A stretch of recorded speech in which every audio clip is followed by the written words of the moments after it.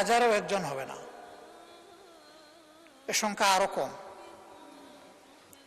বাকি সকল আমরা তাদেরকে শ্রমিক বলি, আমি শ্রমিক বলতে নারাজ।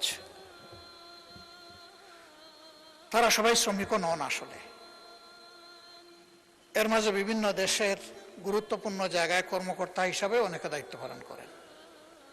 আমি এই শব্দটার পরিবর্তন চাই, তাদের জন্য সম্মানজনক কোনো শব্দ ব্যবহার করা, এক শব্দে সবাই অ্যাকোমোডেট হবেন।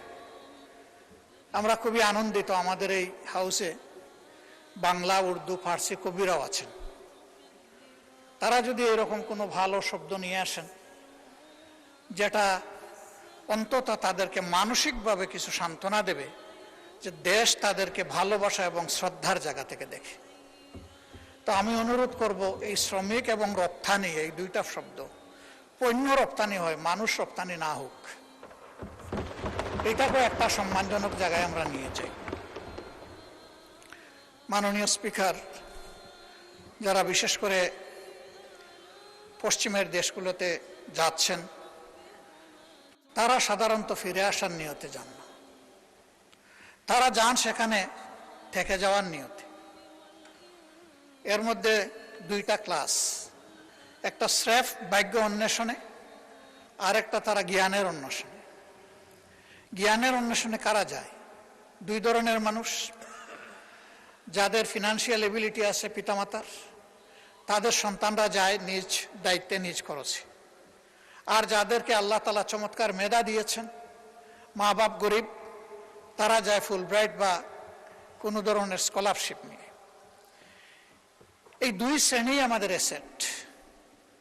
তারা সেখানে শিক্ষা নেওয়ার পরে ওই সংশ্লিষ্ট দেশগুলোতে সার্ভিস দিচ্ছেন। ইতিমধ্যে শুনেছেন বিমানে যে ওয়াইফাই সংযুক্ত হয়েছে, এর মেইন কারিগর ব্যক্তিটি কিন্তু বাংলাদেশের। তার টিমে 13 জন ছিল, সেই লিড করেছে টিমকে। 4G থেকে 5G-তে নেওয়ার ফার্স্ট স্টেপটা যিনি নিয়েছেন, তিনিও একজন বাংলাদেশী। অবশ্য এখন তিনি বাংলাদেশের একটা বিশেষ জায়গায় সার্ভিস দিচ্ছেন। এই ধরনের মণিমুক্তাগুলো দেশ থেকে চলে গেল, আমরা দেশকে সাজাবো কি দিয়ে? এই জন্য আমি ফিল করি আমাদের ফিনান্সিয়াল রিমিটেন্স তো অবশ্যই লাগবে দেশের অর্থনীতির চাকা চালু রাখার জন্য, কিন্তু তার চাইতে কম ইম্পর্টেন্স নয়, আমাদের এখন প্রয়োজন ইন্টেলেকচুয়াল রিমিটেন্স। দুনিয়ার বিভিন্ন উদীয়মান শক্তি এবং দেশ তাদের তরুণ যুবক যুবতীদেরকে ইনসেন্টিভাইজ করেছে।